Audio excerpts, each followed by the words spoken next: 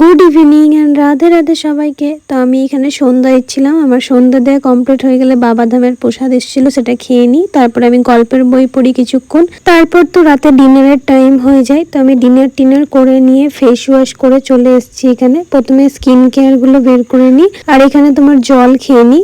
আসলে আমি যখন খাবার খাই রাতের, তখন কিন্তু মানে রাত হোক দিন হোক, তখন খাওয়ার সাথে সাথে জল খাই না, চেষ্টা করি 15-20 মিনিট পর জলটা খাওয়ার। আর এখানে তো আমি রাতের স্কিন কেয়ার করেছিলাম, রাতের স্কিন কেয়ার করা কিন্তু খুব দরকার। তো এখানে আমি নাইট ক্রিম মেখে নিয়েছি, আর চোখে ওই আন্ডার আই ক্রিম, ঠোঁটে লিপ বাম লাগিয়ে নিয়েছি। তারপরে বাকি যে জলটাও ছিল সেটাও খেয়ে নিই, আর ঢোকে ঢোকে জলটা খাই। আর বাইরে দেখো কত বৃষ্টি পড়ছিল।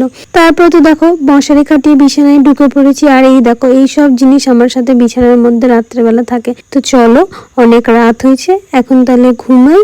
তোমাদের সাথে আবার দেখা হবে অন্য কোনো দিন। Tata, bye bye, good night.